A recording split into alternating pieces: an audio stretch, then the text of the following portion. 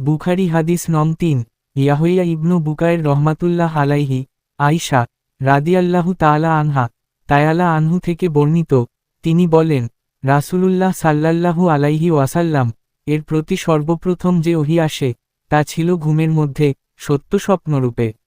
যে স্বপ্নই তিনি দেখতেন তা একেবারে ভোরের আলোর ন্যায় প্রকাশ পেত। তারপর তার কাছে নির্জনতা প্রিয় হয়ে পড়ে এবং তিনি হেরা গুহায় নির্জনে থাকতেন। আপন পরিবারের কাছে ফিরে আসা এবং কিছু খাদ্যসামগ্রী সঙ্গে নিয়ে যাওয়া, এইভাবে সেখানে তিনি একাধারে বেশ কয়েক রাত ইবাদাতে মগ্ন থাকতেন।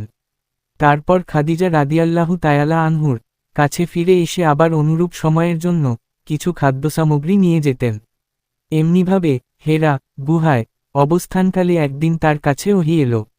তার কাছে ফিরিস্তা এসে বললেন, পড়ুন। রাসূলুল্লাহ সাল্লাল্লাহু আলাইহি ওয়াসাল্লাম বললেন, আমি বললাম, আমি পড়ি না। তিনি বলেন, তারপর তিনি আমাকে জড়িয়ে ধরে এমনভাবে চাপ দিলেন যে আমার অত্যন্ত কষ্ট হল। তারপর তিনি আমাকে ছেড়ে দিয়ে বললেন, পড়ুন। আমি বললাম, আমি তো পড়ি না। তিনি দ্বিতীয়বার আমাকে জড়িয়ে ধরে এমনভাবে চাপ দিলেন যে আমার অত্যন্ত কষ্ট হল। এরপর তিনি আমাকে ছেড়ে দিয়ে বললেন, পড়ুন। আমি জবাব দিলাম, আমি তো পড়ি না। রাসূলুল্লাহ সাল্লাল্লাহু আলাইহি ওয়াসাল্লাম বলেন, তারপর তৃতীয়বার তিনি আমাকে জড়িয়ে ধরে চাপ দিলেন। এরপর ছেড়ে দিয়ে বললেন, পড়ুন, আপনার রবের নামে যিনি সৃষ্টি করেছেন মানুষকে আলাদ থেকে। পড়ুন, আর আপনার রব মহামহিমান্বিত। ৯৬, ১-৩। তারপরে আয়াত নিয়ে রাসূলুল্লাহ সাল্লাল্লাহু আলাইহি ওয়াসাল্লাম ফিরে এলেন। তার অন্তর তখন কাঁপছিল। তিনি খাদিজা বিনত খুওয়াইলিদের কাছে এসে বললেন, আমাকে চাদর দিয়ে ঢেকে দাও, আমাকে চাদর দিয়ে ঢেকে দাও। তারা তাকে চাদর দিয়ে ঢেকে দিলেন। অবশেষে তার ভয় দূর হল। তখন তিনি খাদিজা রাদিয়াল্লাহু তাআলা আনহা এর কাছে সকল ঘটনা জানিয়ে তাকে বললেন, আমি নিজের উপর আশঙ্কা বোধ করছি। খাদিজা রাদিয়াল্লাহু তাআলা আনহা বললেন, আল্লাহর কসম, কখনো না। আল্লাহ আপনাকে কখনো অপমানিত করবেন না। আপনি তো আত্মীয় স্বজনের সাথে সদ্ব্যবহার করেন, অসহায় দুর্বলের দায়িত্ব বহন করেন, নিঃস্বকে সাহায্য করেন, মেহমানের মেহমানদারি করেন এবং দুর্দশাগ্রস্তকে সাহায্য করেন। এরপর তাকে নিয়ে খাদিজা রাদিয়াল্লাহু তাআলা আনহা তার চাচাতো ভাই ওয়ারাকা ইবনু নাওফিল ইবনু আব্দুল আসাদ ইবনু আব্দুল উয়ার কাছে গেলেন, যিনি জাহিলি যুগে ঈসায় ধর্ম গ্রহণ করেছিলেন। তিনি ইব্রানি ভাষা লিখতে জানতেন এবং আল্লাহ তৌফিক অনুযায়ী ইব্রানি ভাষায় ইনজিল থেকে অনুবাদ করতেন। তিনি ছিলেন অত্যন্ত বয়োবৃদ্ধ এবং অন্ধ হয়ে গিয়েছিলেন। খাদিজা রাদিয়াল্লাহু তাআলা আনহা তাকে বললেন, হে চাচাতো ভাই, আপনার ভাতিজার কথা শুনুন। ওয়ারাকা তাকে জিজ্ঞেস করলেন, ভাতিজা, তুমি কি দেখ? রাসূলুল্লাহ সাল্লাল্লাহু আলাইহি ওয়াসাল্লাম যা দেখেছিলেন সবই খুলে বললেন।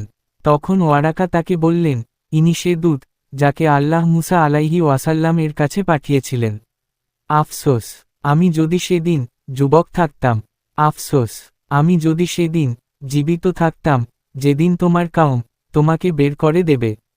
তিনি বললেন, হ্যাঁ, অতীতে যিনি তোমার মতো কিছু নিয়ে এসেছেন তার সঙ্গেই শত্রুতা করা হয়েছে। সেদিন যদি আমি থাকি তবে তোমাকে প্রবলভাবে সাহায্য করব।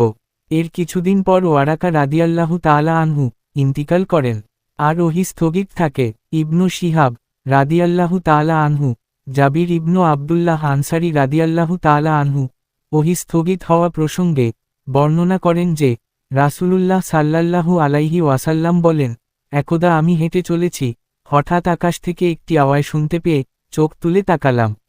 দেখলাম সেই ফিরিস্তা যিনি হেরায় আমার কাছে এসেছিলেন আসমান ও জমিনের মাঝখানে একটি কুরসিতে বসে আছেন।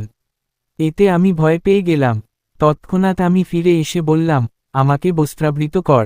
তারপর আল্লাহ তাআলা নাজিল করলেন, হে বস্ত্রাচ্ছাদিত, উঠুন, সতর্কবাণী প্রচার করুন এবং আপনার রবের শ্রেষ্ঠত্ব ঘোষণা করুন। আপনার পোশাক পবিত্র রাখুন, অপবিত্রতা থেকে দূরে থাকুন। ৭৪, ১-৪। এরপর ব্যাপকভাবে পরপর ওহী নাজিল হতে লাগল। আব্দুল্লাহ ইবনু ইউসুফ রহমাতুল্লাহ আলাইহি ও আবু সালেহ রহমাতুল্লাহ আলাইহি অনুরূপ বর্ণনা করেছেন। হেলাল ইবনু রাদ্দাদ রহমাতুল্লাহ আলাইহি, জোহরি রহমাতুল্লাহ আলাইহি থেকেও অনুরূপ বর্ণনা করেছেন। ইউনুস ও মামার স্থলে শব্দ উল্লেখ করেছেন।